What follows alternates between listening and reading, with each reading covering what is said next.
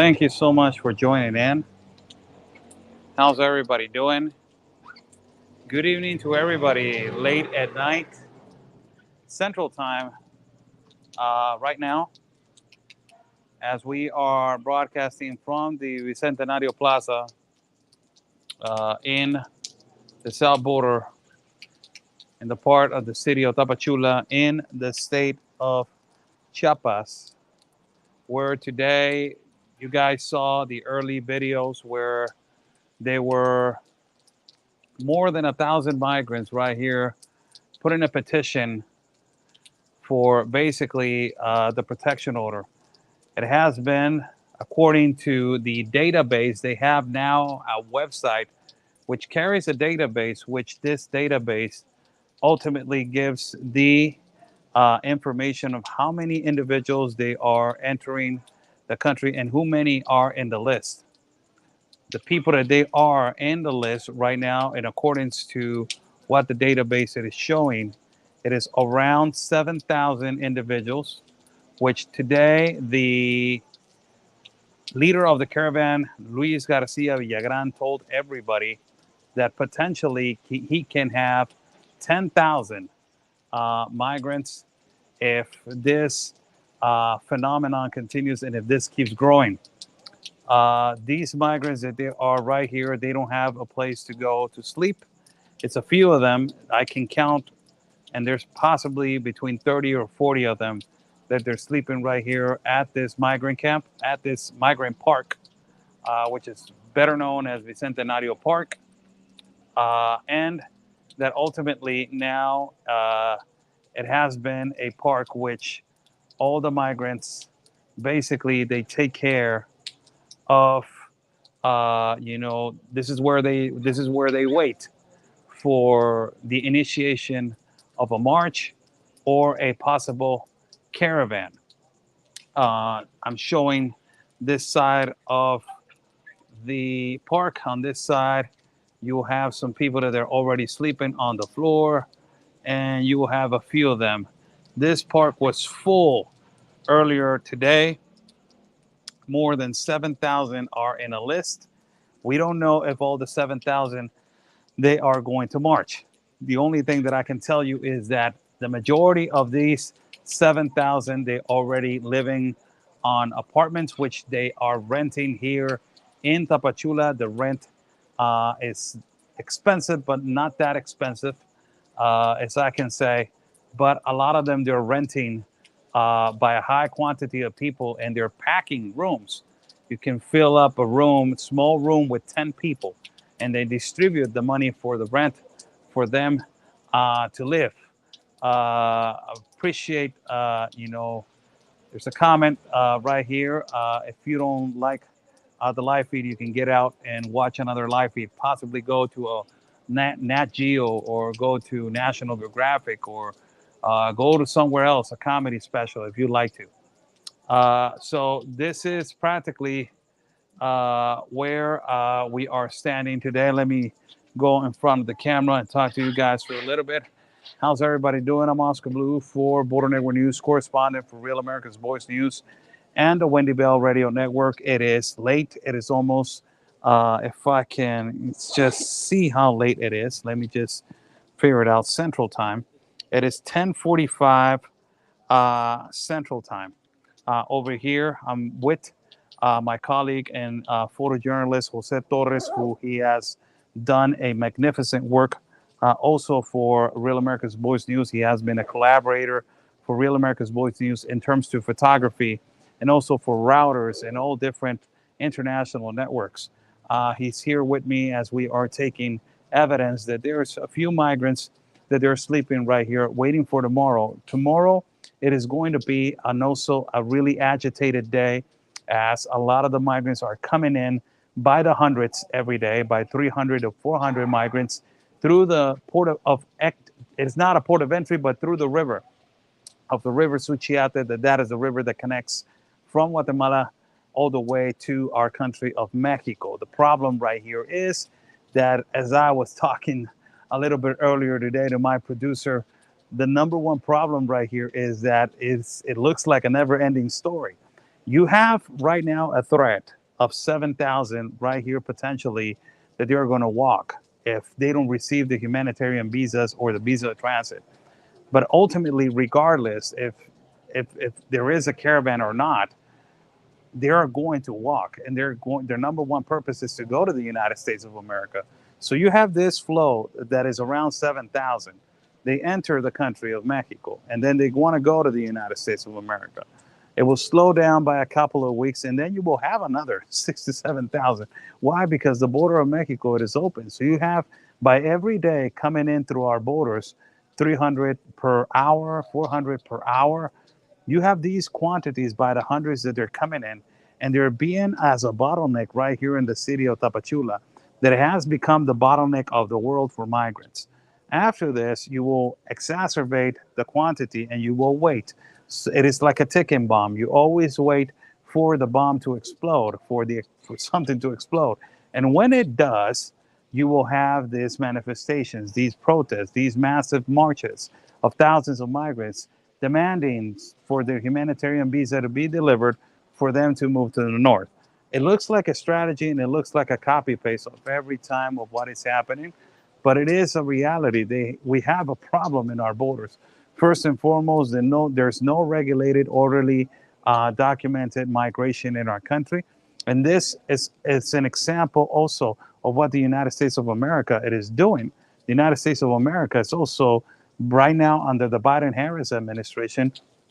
They're not given an example of an orderly, documented, and peacefully migration. It is always an example of how. ¿Qué onda? ¿Cómo estás? Bien? ¿Tienes frío? No? There's a kid right here coming to talk to me. ¿De dónde eres? De Honduras.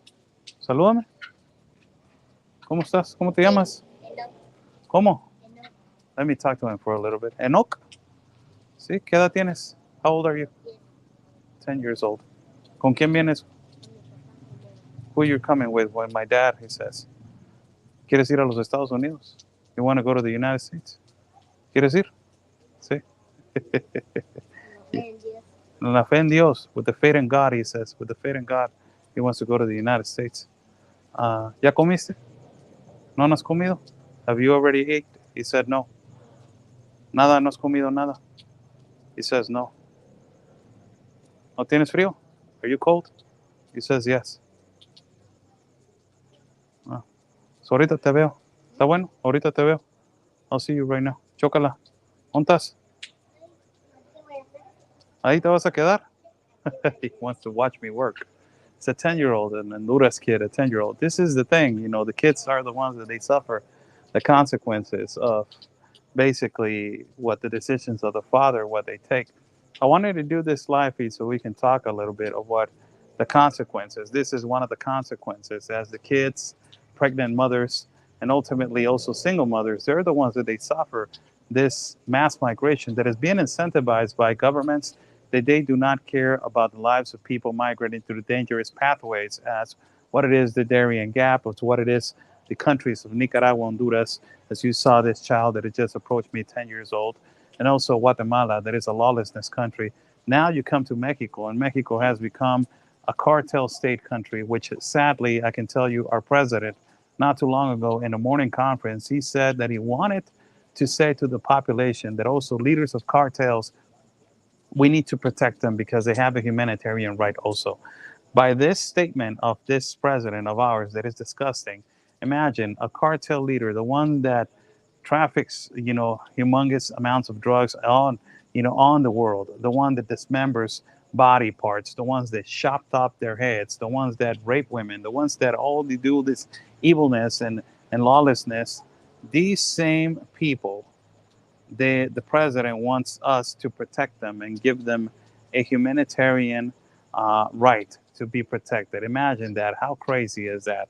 So we have this lawlessness government in our country of Mexico, and it is now you have a president of the United States of America, which I will say that it was really embarrassing today. I saw a video right now that it was shared with me of the president Joseph Biden arriving to Uvalde, and he said that he was going to shake the hands of the mothers and the citizens of Uvalde that they have suffered through this horrible tragedy that has just occurred in this city of Texas.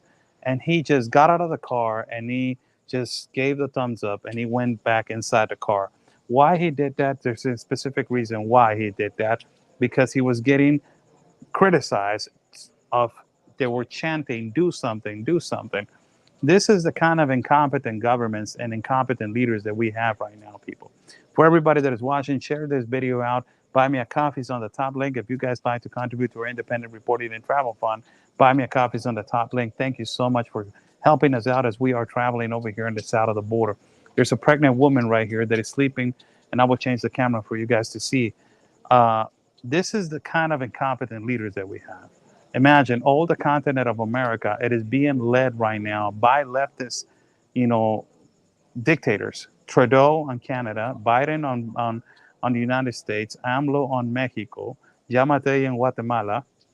Most recently, Juan Orlando Hernandez was, released as being the president. He finished his term, but another leftist president came in, Xiomara Castro. Also, you have Bolivia as a leftist dictator. You have also in Peru a leftist president. You have Venezuela as a leftist president. You have Nicaragua, Ortega, with a leftist dictator. You have also in the parts of Argentina another leftist. You have Colombia another leftist. So you have all these leftist ideologies in our country and our continent that are contaminating the minds, and they're creating this lawlessness ideology, this progressive liberalism that doesn't have no family and moral values in our continent, which is spreading strongly into every country around our continent of America. And ultimately now we see it. It is not only in South of Central America, but it's also coming in the North America borders, which we are seeing right now. The most concerning thing that I want to clarify for everybody that is watching, don't misinterpret what we have been saying. Nayib Bukele has been the only president that has been fighting for his sovereignty and fighting against the evil and lawlessness in his country. He has been the only president that has been trying to fix his country by combating and fighting the MS gang.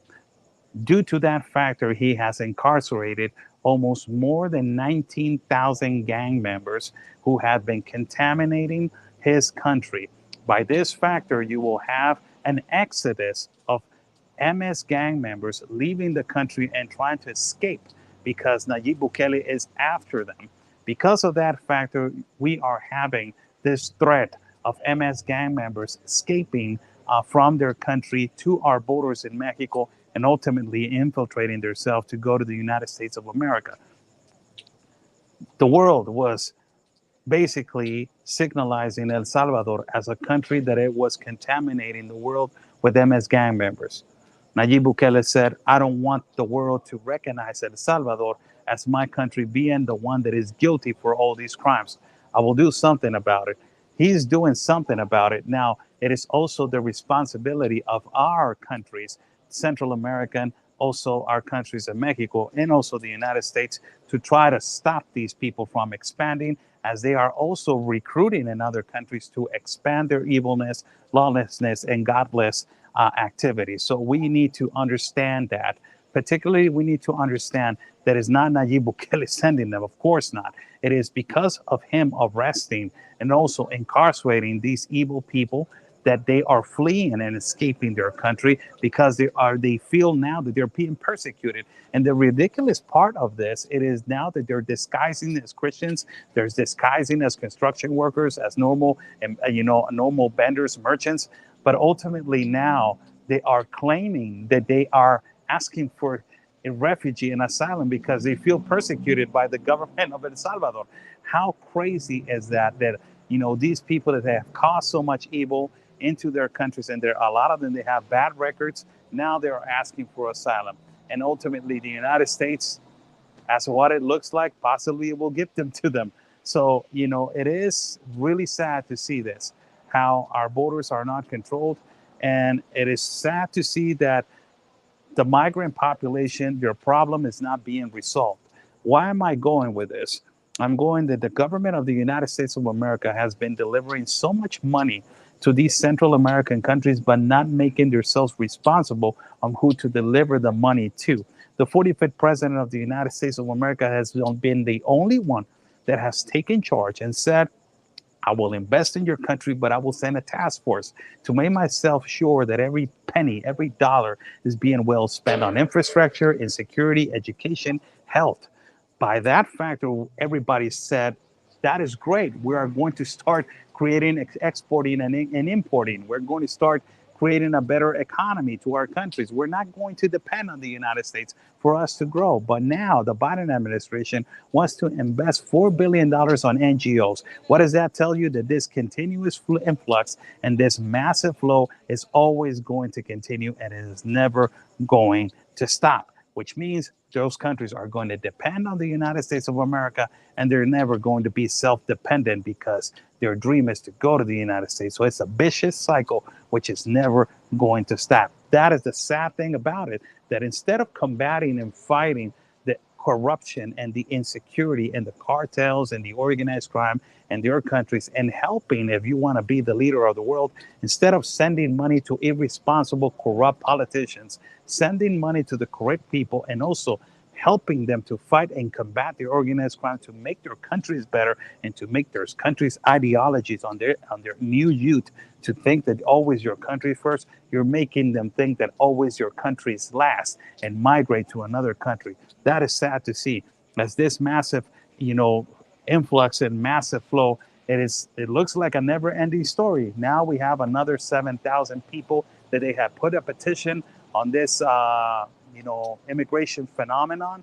You got 7,000. The leader of the caravan said today that potentially if this doesn't get fixed, he will have by next week, according to him, 10,000 people. And it will become the biggest and highest exodus coming out of Venezuela.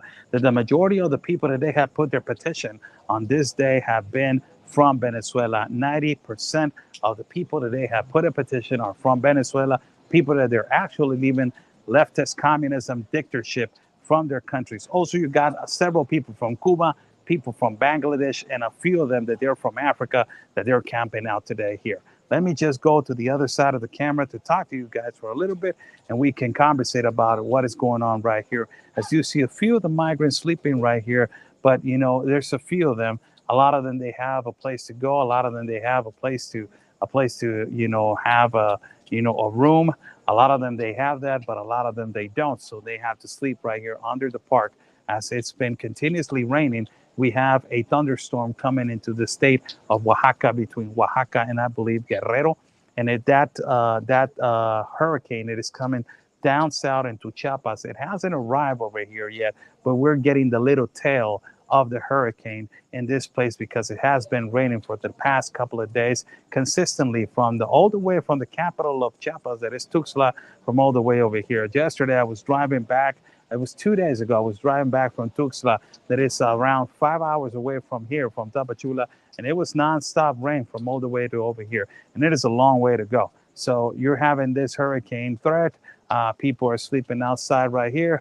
And it's sad to see this, that it's never going to stop. Our government of Mexico is irresponsible. No, so I like to say, the government of the United States is irresponsible, not the citizens, because a lot of people are saying we're not responsible for this. I understand that, but it's your government which is incentivizing this to continue. God bless everybody. Let me flip the camera for you guys to see, and we can talk, and I can read your comments for a couple of minutes, and we can continue this chat for a few minutes more.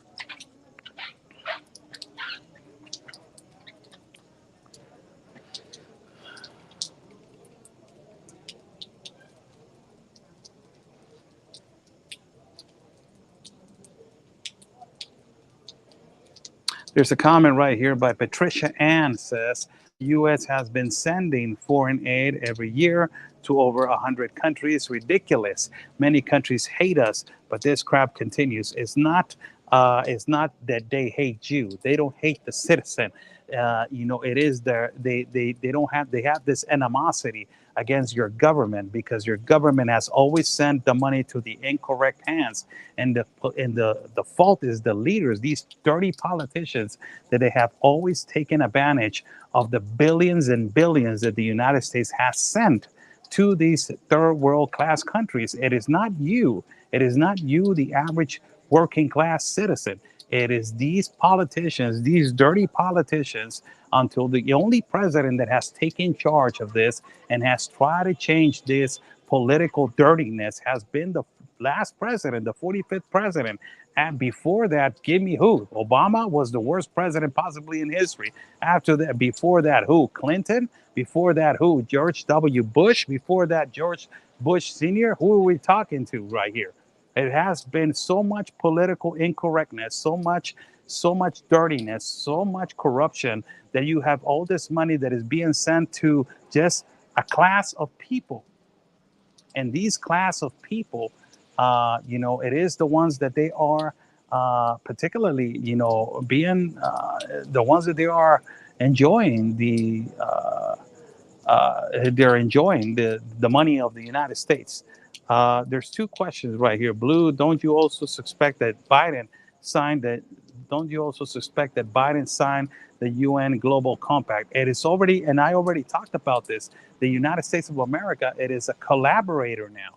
It has been on a statement, and we have put that link right here. And I did a huge live feed about that, where the United States of America now admits that they are a collaborator of the United Nations Global Compact on Migration, which means that the Biden-Harris administration has put your law of immigration in the hands of the United Nations. It has already been said. Please read about that. Please read about that. That is the number one problem and the root of the problem of all of this.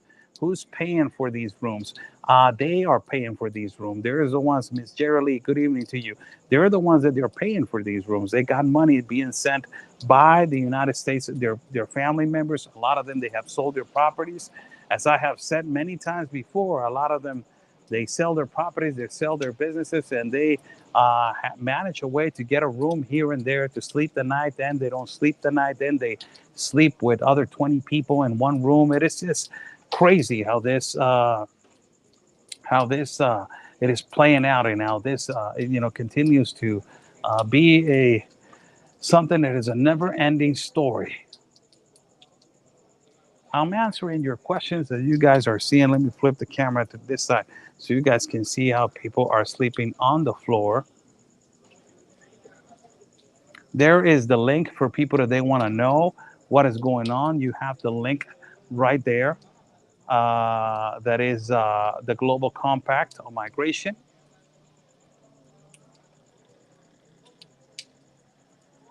Thank you so much, producer and manager. Thank you so much for putting the Global Compact of Safe and Orderly Regulation Migration, that it was actually signed by the Biden and Harris administration, which tells us that they are collaborators of this huge problem. Yes, it is exactly a copy paste of what Barack Obama did. Barack Obama did that in 2014, 2015. That is when a lot of people were not familiar, like my partner Anthony, they were not familiar. But partner Anthony says people were not familiar with the term caravan. After Barack Obama came in, it was also always, 2015, all they were talking about was caravan.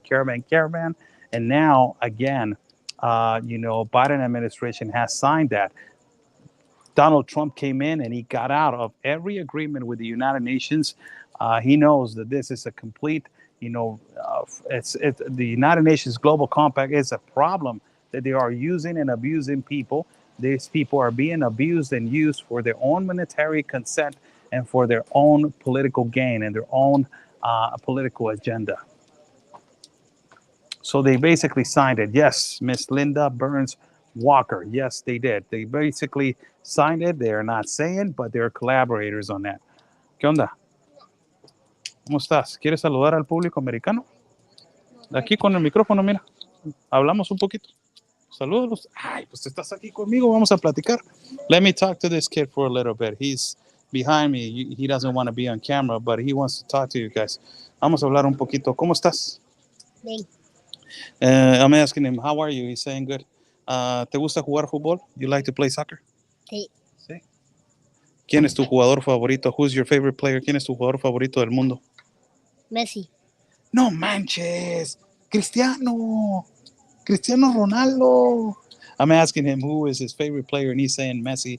And I'm saying, come on, Cristiano Ronaldo. ¿Te gusta el Barcelona entonces o cuál equipo le vas? Messi y Ronaldo.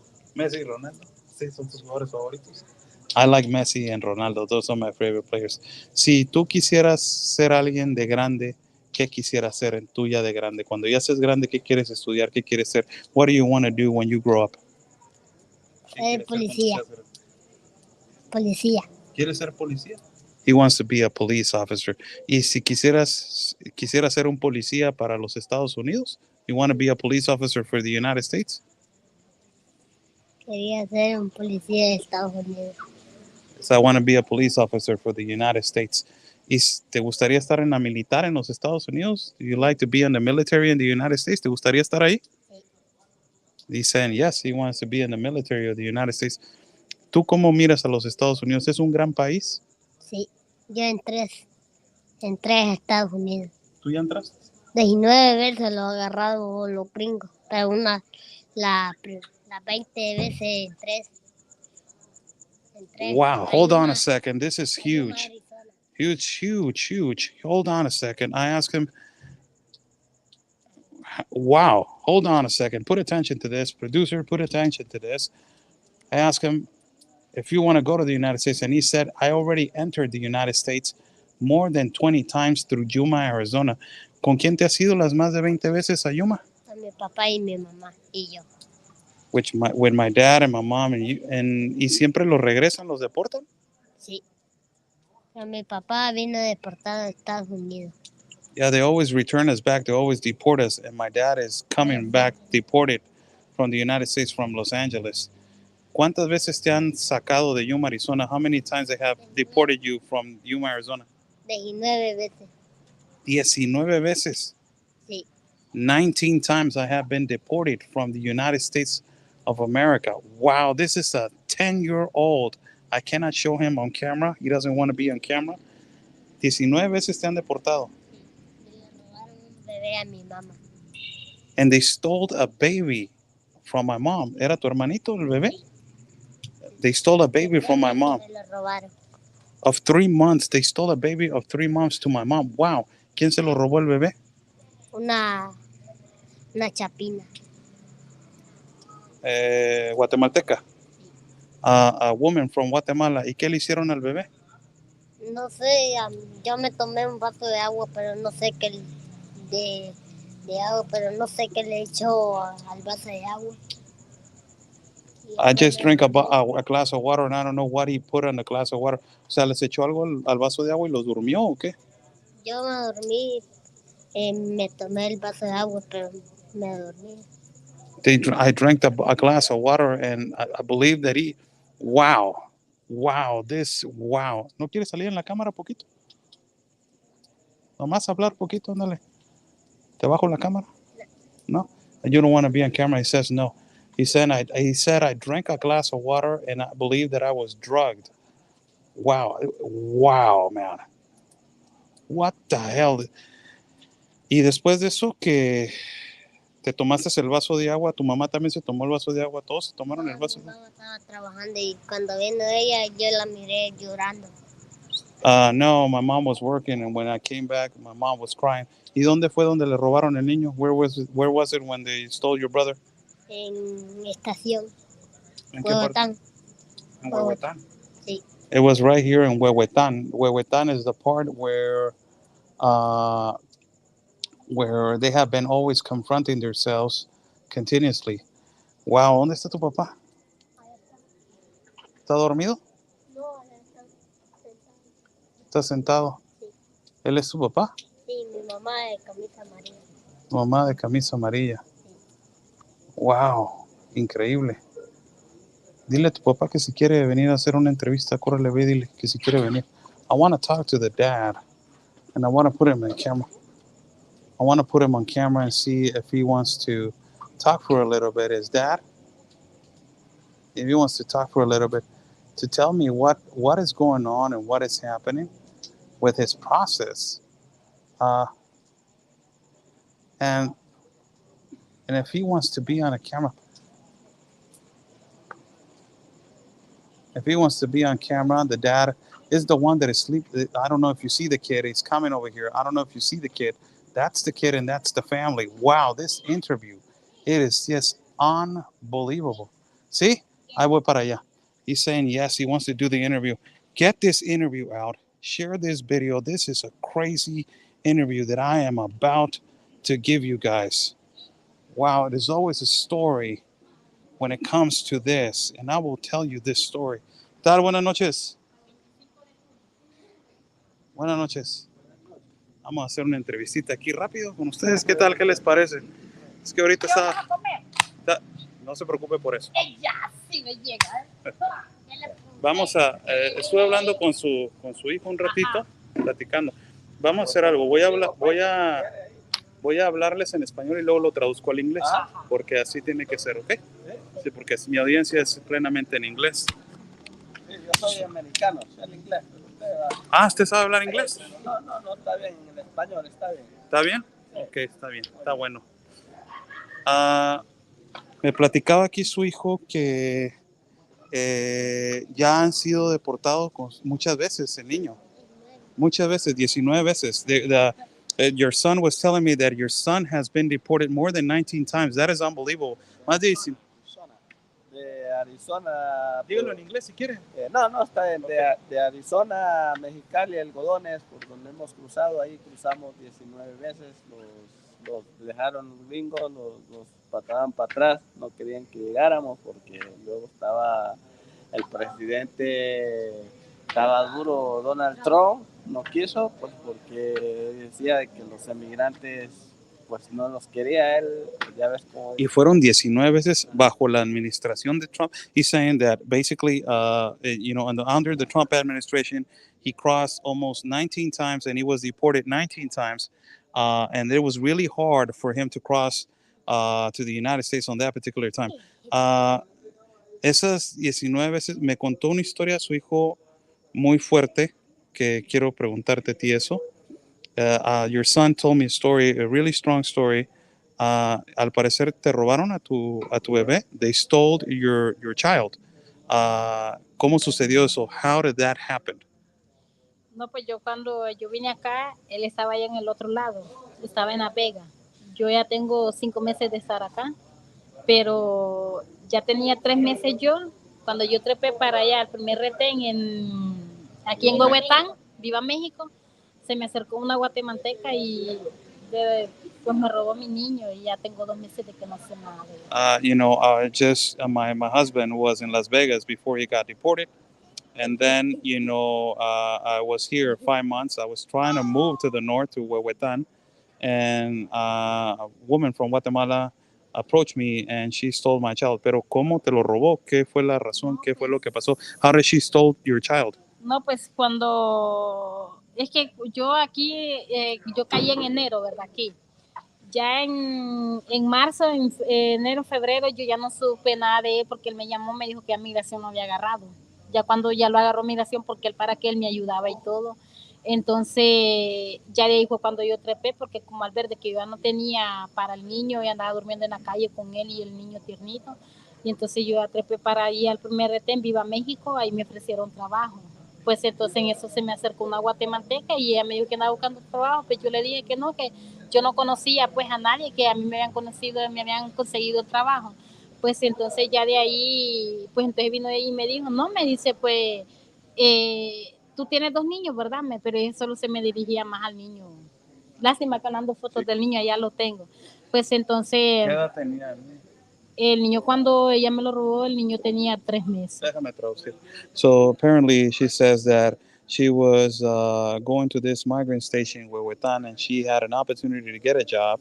A woman from Guatemala approached her and said, I'm looking for a job. I can help you.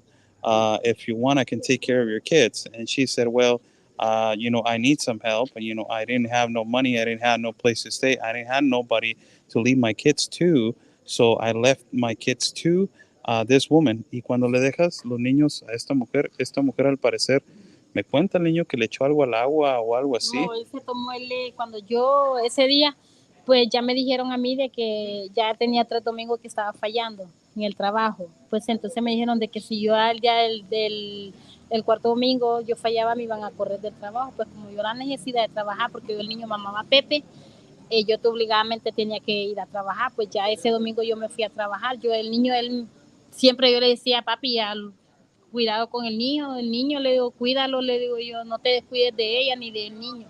Pues él pasaba pendiente, pues ella me dio un número de teléfono, yo hablaba con ella y todo, yo siempre hablaba. Pues ese domingo que ya me tocó ir a trabajar, pues ya yo me sentía incómoda, ya mi corazón me daba, pues yo le dije, ya me puse inquieta a llorar, y pues ya le dije yo al que me dio trabajo, mi patrón, yo le dije, no, pues yo me voy. Le digo, no, Claudia, me dice, ¿cómo que se va a ir? Sí, Y cuando llegaste ya no estaba el niño. Cuando yo llegué, pues ya el niño ya no estaba. Él estaba dormido. Él estaba dormido. Ya you know, this is what happened. I went to work, and as I went to work, I was having a lot of problems. I was going. I already failed to go to work. I missed my job 3 days in a row. So they told me, you know what? If you miss one day, you're gonna get fired.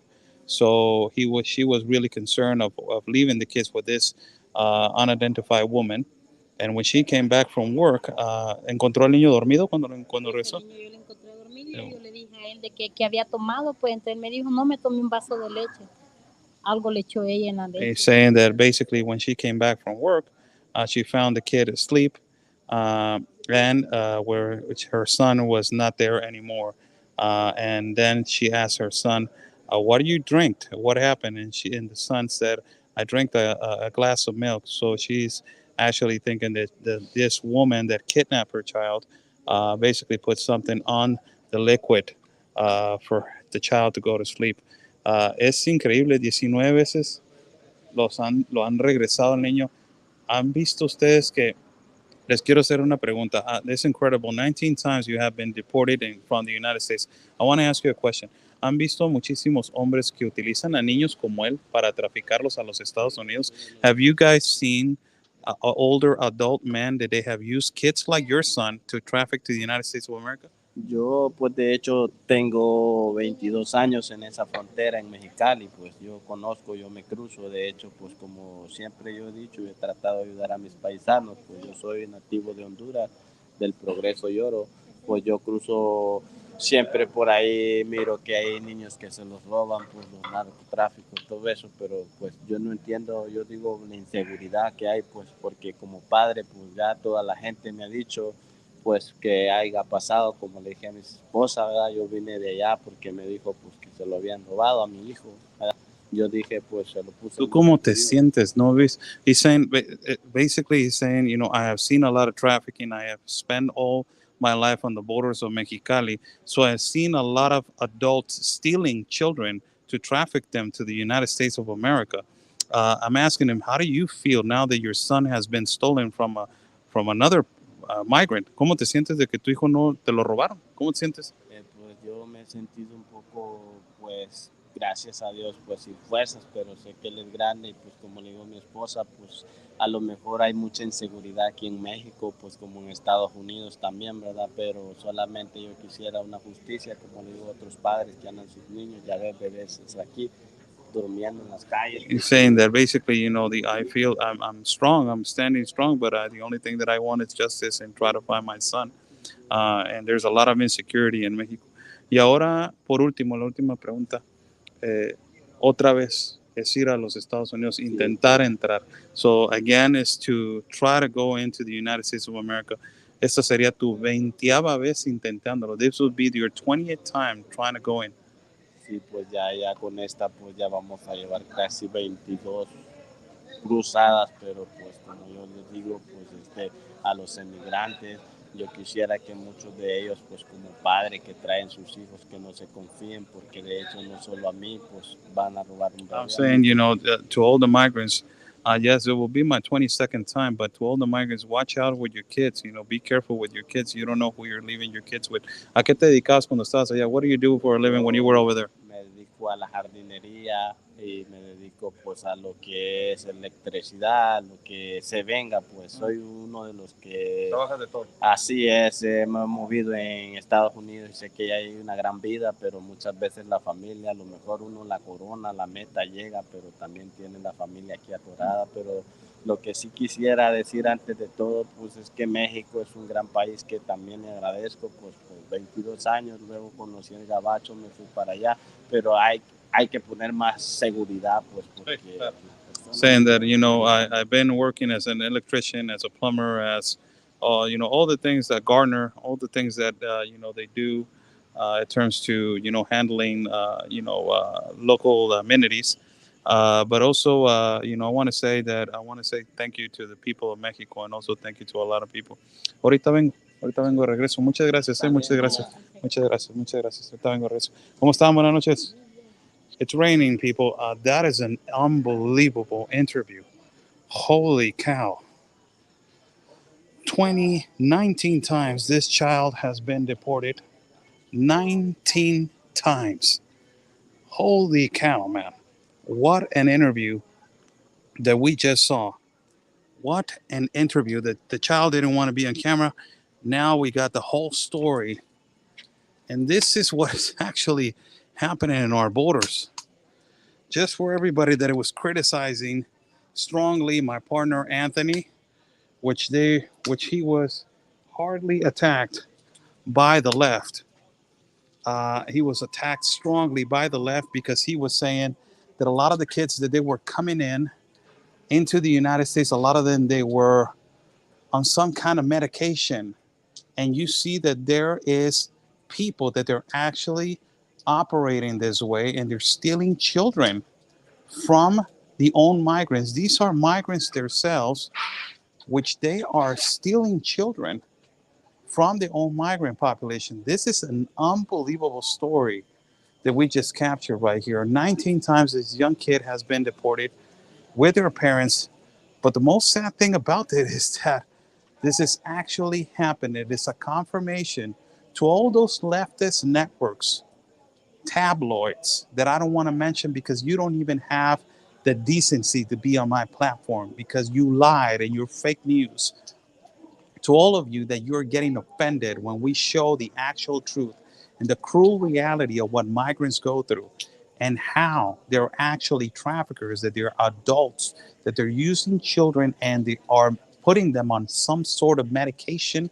It is a reality. This is a story that you just heard from a migrant himself that they stole her child because the other child, they stole one of their childs, one of the two childs, because one of them was drugged and they took the other one. How crazy it is, this story. Unbelievable. Wow, this is an incredible story. Thank you so much for joining. I will just read your comments as I am finishing this live feed. My God, man, this story, it is says, and I'm just going to point out this, man. I'm not a Republican and I'm not a Democrat. I'm a Mexican citizen. After all, I'm not for a political party. I am not left wing nor right wing. And a lot of people on the left, these progressive liberals, they socialize me a lot because I hang out with with people on the right. And it does not even matter if I hang out with people on the left. It's never going to change my mindset that the children are the ones that they suffer the most, and that actually activists and traffickers are the ones that they're making and taking advantage of this situation. Some activists, some dirty activists. A lot of these activists are dirty. A lot of them, they're real good activists that they help a lot of people. But a lot of them, they're dirty activists that they only take advantage of this kind of situation. And it is a cruel reality that children are being used for fake families, fake matrimonies, and they're also using them to achieve a political asylum. It is a cruel reality. And today, right now, at this hour, in Tapachula, in the South Border, Oscar Blue, myself, in this plaza, in Bicentenario Plaza, I just gave you proof of that again, that this is actually happening in our borders. Let me read some comments right here before we go.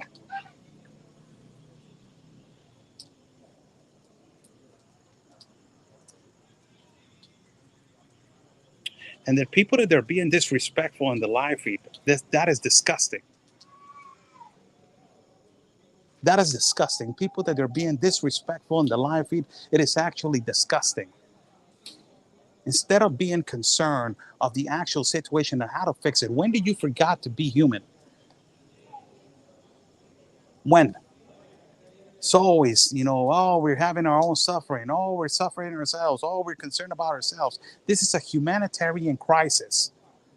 It is a complete humanitarian crisis. A humanitarian crisis that is not only on one country, it is on the whole world. Disgusting.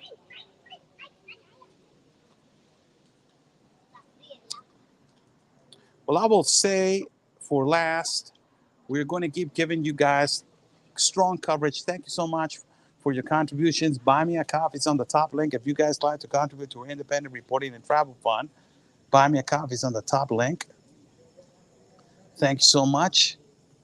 We will be saying good night to you guys.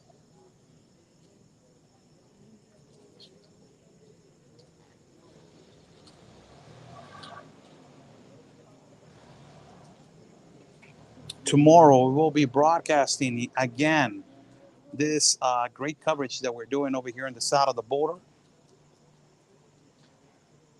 for all of the American population, also Hispanic population, Latino population in the United States, and also in our country of Mexico, to bring you guys reality and truth of the news, like always. I'm Oscar Blue for Border Network News. You can follow me at Facebook, YouTube, Telegram, Twitter, and Getter as Oscar L. Blue, Instagram as Oscar Blue Media and Oscar Blue Team. You can follow my partner, Real Anthony Agüero, and all the platforms above. You can also follow my colleague and friend, Ben Berquam, at Real America's Voice News. Also, follow Real America's Voice News, the voice of the people, at realamericasvoicenews.com. It is free, the app. Go and download it. You can follow us, and also you can watch us in Hulu and Roku. Also, you can download the app of Wendy Bell Radio Network. We are Wendy Bell Radio Network correspondents for people that are watching. Incredible interview right now that we just got. Stay safe. From Tapachula, there is our colleague, Jose Torres, right there standing. Jose. Jose. No. It's right there. Stay safe. And like we always say, people, peace and love. Because always, your country's first. God bless.